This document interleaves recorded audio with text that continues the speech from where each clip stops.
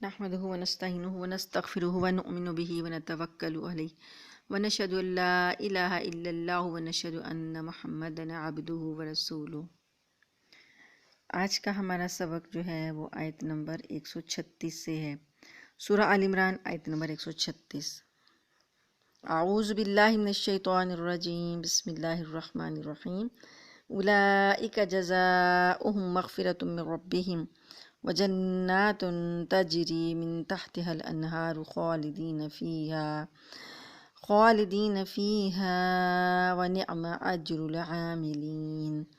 اولئک یہی لوگ ہیں، جزاؤہم ان کی جزا، ان کا بدلہ، مغفرۃ بخشش ہے، من ربہم ان کے رب کی طرف سے، وجنات اور باغات ہیں، تجری بہتی ہیں، من تحتها الانہار ان کے نیچے سے نہریں، خالدین فیہا ہمیشہ اس میں رہیں گے، ونعم اجر العاملین اور کیا ہی اچھا بدلہ ہے عمل کرنے والوں کے لیے۔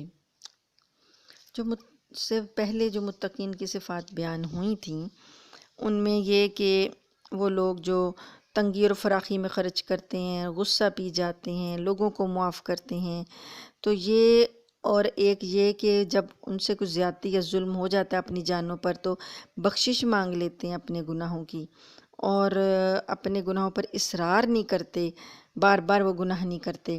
تو یہ ساری جو صفات ہیں مومنین کی، اس کے متقین کی، اس کے بعد اللہ تعالیٰ ان کا بدلہ بتا رہے ہیں۔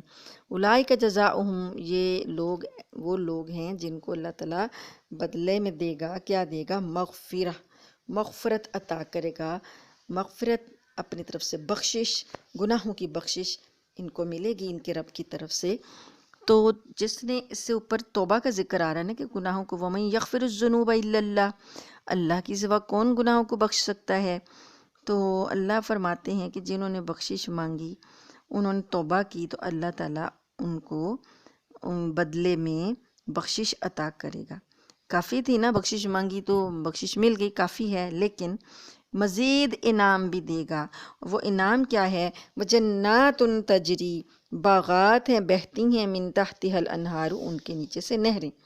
وہ انعام جو مزید دیا جائے گا وہ اس مغفرت کے علاوہ ہوگا، وہ اللہ کی جنت ہے جس کے نیچے اللہ نے نہریں نکالی ہیں، وہ اس میں ہمیشہ رہیں گے۔ اور اللہ تعالیٰ خود فرماتے ہیں وَنِعْمَ أَجْرُ الْعَامِلِينَ، بہت ہی اچھا بدلہ ہے عمل کرنے والوں کے لیے۔ اب مغفرت اور جنت کی بشارت سے پہلے جو صفت آئی ہے ذرا اس کو دیکھیں کہ اللہ پاک فرماتے ہیں کہ یہ بندے جو سچے بندے، توبہ کرنے والے بندے، ایسے بندے جو توبہ کرتے ہیں اور غلطی کر کے اڑ نہیں جاتے، غلطی پر گناہ اور اصرار نہیں کرتے، جو ہی غلطی کا احساس ہوا یا اس کا علم ہوا فوراً اپنی غلطی تسلیم کر لیتے ہیں، اس سے باز آ جاتے ہیں، تو یہ سچی توبہ کی بڑی نشانی ہے۔ یہی ہے سچی توبہ، کیونکہ کسی گناہ کو بار بار دیدہ دنستہ کرتے رہنا یہ توبہ کی شرط کے خلاف ہے، کہ ایک گناہ سے توبہ کی ہے تو اب اس کو نہ کیا جائے، اس سے باز رہا جائے، تو یہ توبہ کی شرط ہے کہ انسان اپنے گناہوں پر اڑ نہ جائے بلکہ ان گناہوں سے کی توبہ کر کے اس کو پر اصرار نہ کرے۔ وَلَمْ يَصِرُّوا، وہ اصرار نہیں کرتے نا، تو اصرار نہ کرے۔ مومن کی شان کے خلاف ہے کہ وہ گناہ کو بار بار کرتا رہے، تو یہ مومن کی شان یہی ہے جو اس آیت میں بتائی گئی۔ اللہ تعالیٰ کو توبہ بڑی پسند ہے۔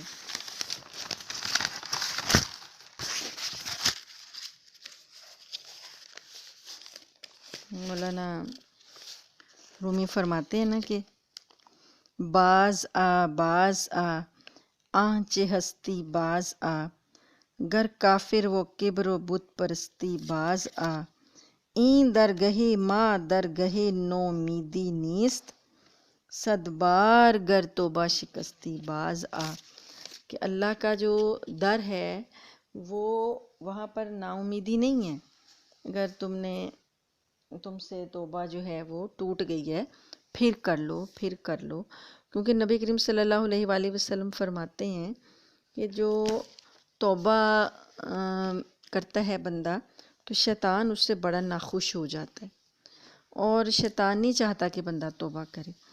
تو حدیث میں آتا ہے مسند احمد میں، حضور صلی اللہ علیہ وآلہ وسلم فرماتے ہیں کہ ابلیس نے کہا تھا، اے رب مجھے تیری عزت کی قسم میں بنی آدم کو ان کے آخری دم تک بہکاتا رہوں گا۔ اللہ تعالیٰ نے فرمایا، مجھے میرے جلال اور میری عزت کی قسم، جب تک وہ مجھ سے بخشش مانگتے رہیں گے میں بھی انہیں بخشتا رہوں گا۔ یعنی اللہ نے اپنے جلال اور عزت کی قسم کھا کر کہا کہ میں بھی اپنے بندوں کو بخشتا رہوں گا۔ تو ایک حدیث میں آتا ہے کہ ایک شخص نے حضور صلی اللہ علیہ وآلہ وسلم سے کہا کہ مجھ سے گناہ ہو گیا۔ آپ نے فرمایا توبہ کر لے۔ اس نے کہا میں نے توبہ کی، پھر گناہ ہو گیا۔ فرمایا پھر توبہ کر لے۔ اس نے کہا مجھ سے پھر گناہ ہو گیا۔ آپ نے فرمایا پھر استغفار کر۔ اس نے کہا کہ مجھ سے اور گناہ ہوا۔ فرمایا استغفار کیے جا یہاں تک کہ شیطان تھک جائے۔ پھر فرمایا گناہ کا بخشنا اللہ ہی کے اختیار میں ہے، اللہ ہی کے اختیار میں ہے، کسی اور کے اختیار میں نہیں ہے۔ یعنی کہ کوئی شخص کہے کہ محمد صلی اللہ علیہ وسلم میری توبہ میں ان کی توبہ کرتا ہوں، نہیں۔ مسند احمد میں ہے رسول اللہ صلی اللہ علیہ وآلہ وسلم کے پاس ایک قیدی آیا اور کہنے لگا کہ اللہ میں تیری طرف توبہ کرتا ہوں، محمد صلی اللہ علیہ وآلہ وسلم کی طرف توبہ نہیں کرتا، یعنی میں تیری بخشش چاہتا ہوں۔ آپ نے فرمایا اس نے حقدار کو پہنچایا۔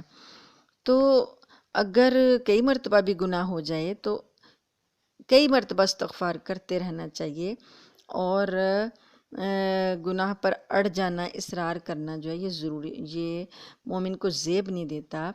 اللہ تعالیٰ فرماتے ہیں کہ بندہ جو ہے بار بار استغفار کرتا رہتا ہے تو اللہ تعالیٰ اس کے گناہوں کو بخشتا رہتا ہے، حتیٰ کہ نبی کریم صلی اللہ علیہ وآلہ وسلم فرماتے تھے کہ میں دن میں 100 بار، ایک روایت میں آتا ہے 70 بار جو ہے توبہ اللہ سے استغفار کرتا ہوں۔ تو جو شخص بھی کوئی برائی کا کام کر لے تو اس کو چاہیے کہ وہ لوگوں فوراً اللہ کی بخشش کی طرف رجوع کرے اور توبہ کرے۔ تو اللہ پاک نے ایسے لوگوں کے لیے، ایسے گناہ گار بندوں کے لیے مغفرت اور جنت کی بشارت دی ہے کہ انہوں نے معصیت کو عادت اور پیشہ نہیں بنایا، بلکہ ان کا حال کیا ہے کہ چھوٹا بڑا گناہ ہو جاتا ہے تو اس پر نادم ہو جاتے ہیں اور اللہ تعالیٰ کی طرف متوجہ ہو کر اسے مغفرت اور معافی کے طالب ہوتے ہیں۔ اگلی آیت ہے 137، 137 نمبر، قد خلت من قبلکم سنن فسیروا فی الارض فانظروا کیف کان عاقبۃ المکذبین۔ تحقیق گزر چکی تم سے پہلے واقعات گزر چکے، فسیروا پس تم دیکھو، سیر کرو، چلو پھرو، فی الارض زمین میں، فانظروا پھر دیکھو، کیفا کیسا، کانا ہوا، عاقبۃ المکذبین انجام جھٹلانے والوں کا، کہ تم سے پہلے بھی لوگوں کے ساتھ ایسا ہوا ہے تو تم چل پھر کر زمین میں دیکھو کہ جھٹلانے والوں کا انجام کیسا ہوا۔ یعنی احد کے حالات کے تناظر میں مسلمانوں کو تسلی دی جا رہی ہے کہ یہاں ان آیات میں ایک قانون الہی اور عادت اللہ تعالیٰ کی بیان کی جا رہی ہے کہ اللہ تعالیٰ نے جن لوگوں نے بھی نبیوں کی عداوت اور حق کی تکذیب پر کمر باندھی اور خدا اور رسول کی اطاعت سے منہ پھیر کر ظلم اور عصیان پر اصرار کرتے رہے، ان کا انجام اس دنیا ہی میں بالآخر ہلاکت اور بربادی ہوا۔ اس امر کا یقین دلانے کے لیے کہا جا رہا ہے کہ دنیا میں چل پھر کر دیکھ لو کہ برباد شدہ قوموں کے آثار، اجڑی ہوئی آبادی کے کھنڈر اور سر بفلک محلوں کی شکستہ دیواریں زبان حال سے اپنا افسانہ غم اور عبرت سنا رہی ہیں۔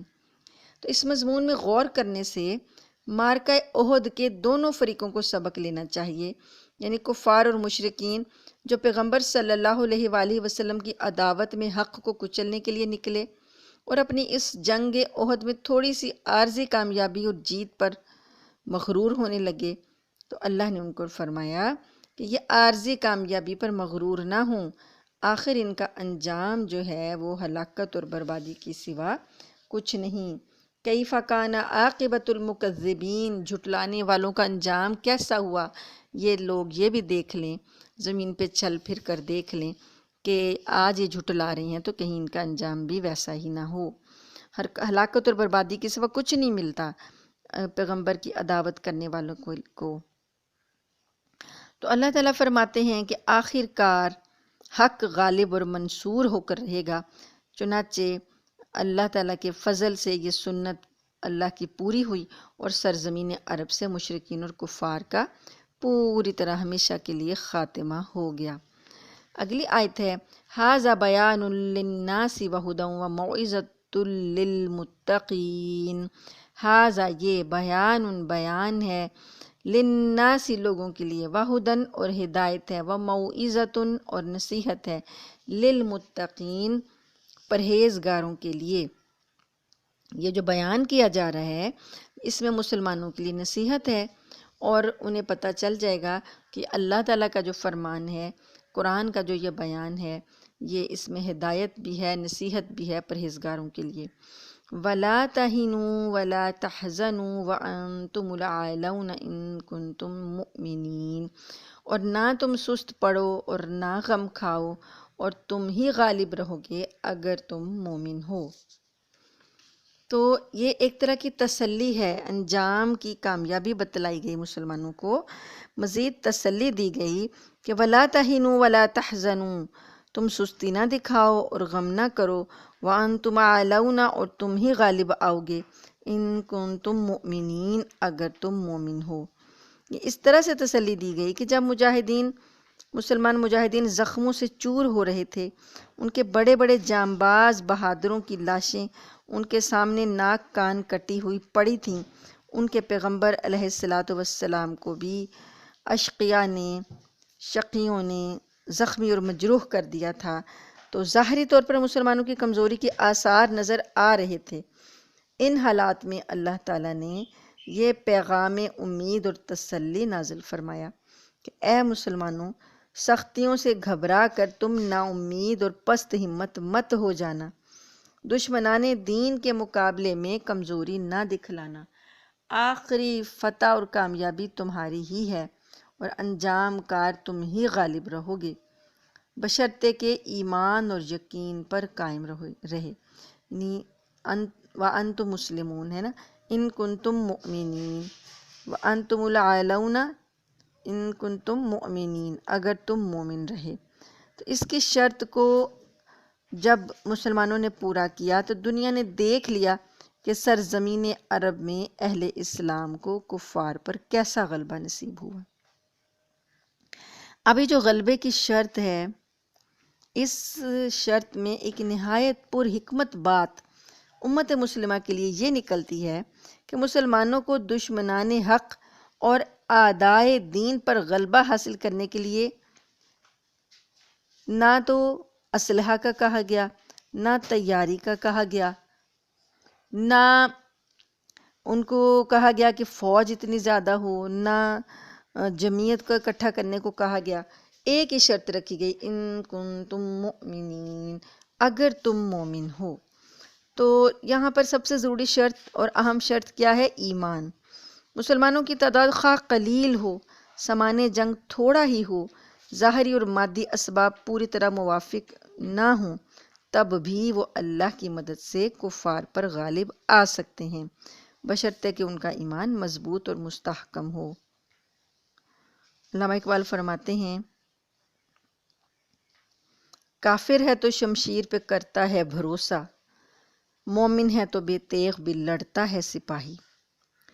تو گویا اللہ کی قدرت پر بھروسہ اور یقین ہو اور ہر امر میں اللہ رسول کے اطاعت پیش نظر ہو، اللہ کا کلمہ اور دین بلند کرنے کے لیے جہاد کے لیے کھڑے ہوں، تو یہ قرآنی وعدہ وَأَنْتُمُ الْأَعْلَوْنَ إِن كُنتُم مُّؤْمِنِينَ جس طرح صحابہ کرام رضوان اللہ علیہم اجمعین کے لیے تھا، اسی طرح قیامت تک کے مسلمانوں کے لیے بھی ہے۔ اب یہ جو اللہ پاک نے فرمایا کہ اگلی آیت میں اللہ تعالیٰ فرما رہے ہیں ان یمسسکم قرحن، کہ اگر تم کو نقصان پہنچا ہے، تم کو زخم لگا ہے، تو تم سے پہلے اور لوگوں کو بھی ایسا زخم لگ چکا ہے۔ آیت نمبر 140۔